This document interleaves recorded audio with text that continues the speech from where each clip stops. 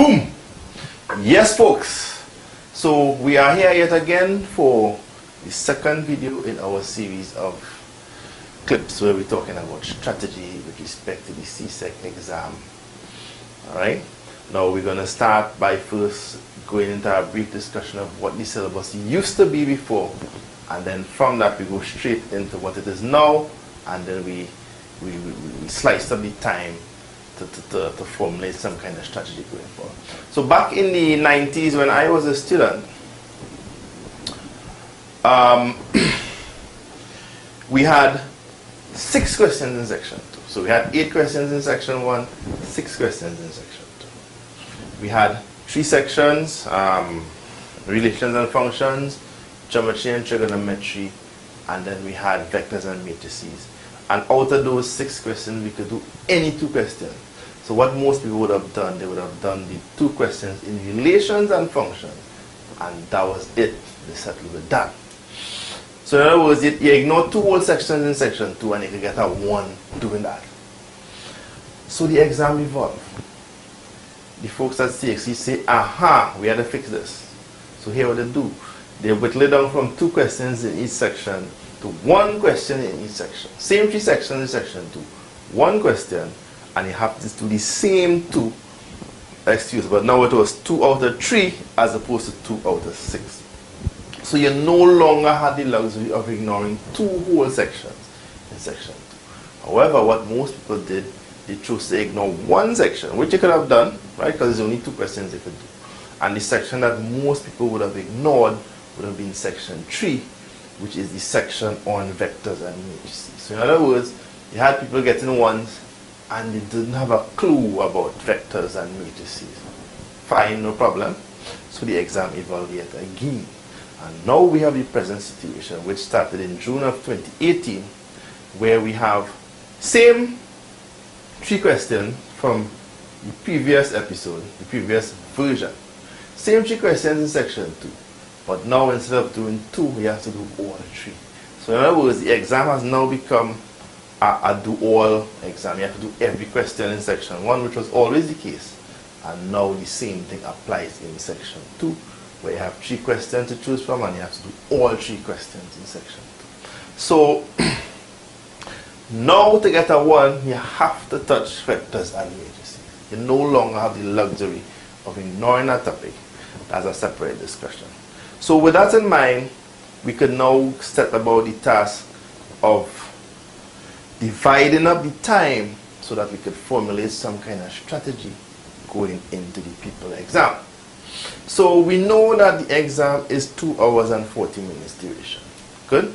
If we express that in minutes, 2 hours is 2 by 60, which is 120. 120 by plus 40 is 160 minutes. So you have 160 minutes to do the whole exam. Let us now deal with the mark allocation. In section 1, you have 6 questions that carry 9 marks each. 9 by 6 is 54. And the 7th and final question in section 1 carries 10 marks.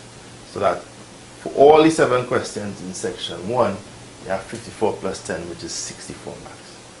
In section 2, you have 3 questions, and each of those 3 questions carry 12 marks. So 12 by 3 is 36. So 64 marks in section 1 added to 36 marks in section 2 will give you 100 marks for the whole of paper 2.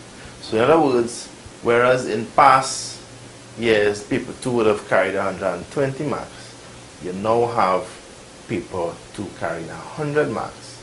And of course, you now have the SBA for people who in schools, which took 20 out of the 120 and they allocate that to the SBA.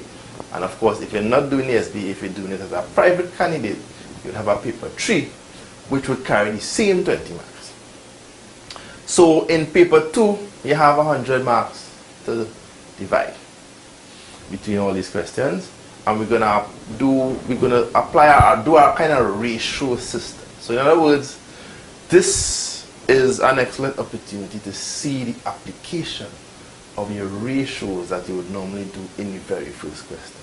So let us get to it. Let us get the show on the road. So we start by laying out the questions and the mark allocation.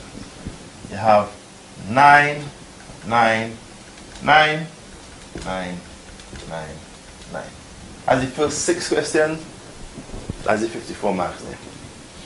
Followed by a 10 over here, that's question 7.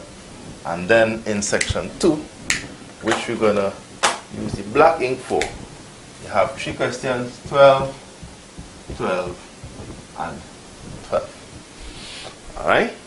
So at 160 minutes, in terms of time, we could now apply the ratio as follows. Each of these is 9, so we only need to do this once, and then just apply it to each of the 6 questions. So 9 marks out of the 100, alright?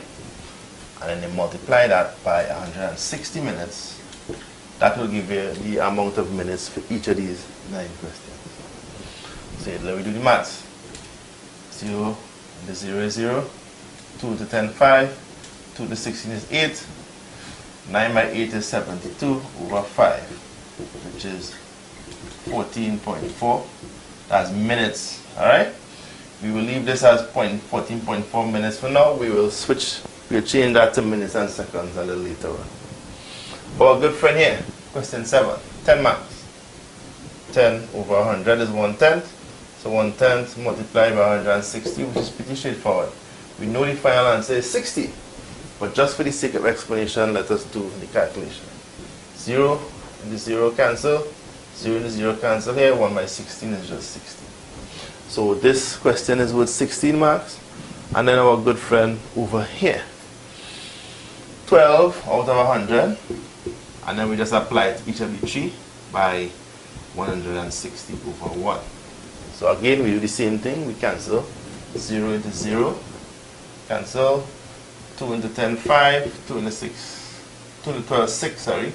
6 by 16 is 96. 96 over 5 is 19.2 minutes. Good?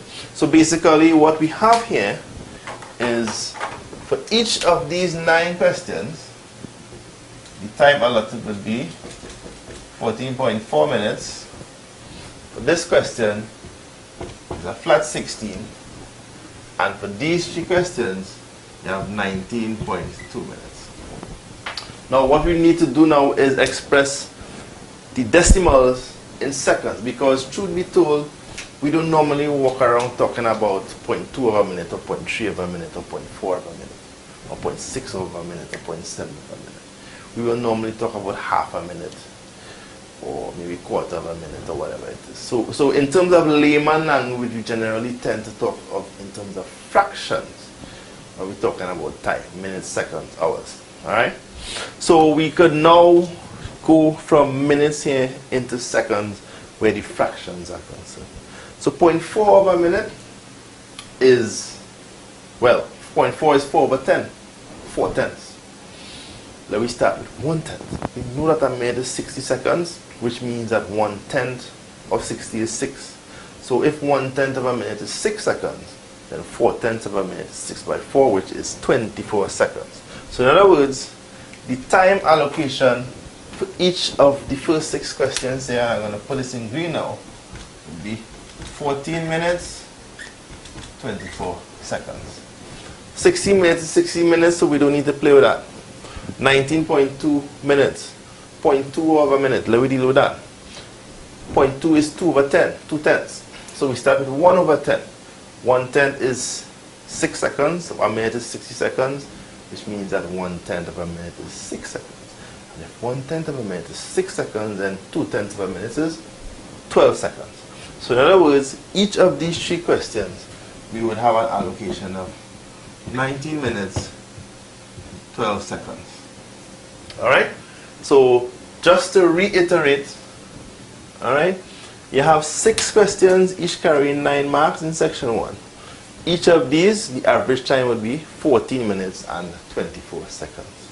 Question 10, you have 16 minutes to do this. Each of the 3 questions in section 2, you have 19 minutes and 12 seconds. And that is just an average figure. Right? So in other words, if you keep exactly to the time allocations, you will finish the exam exactly on time.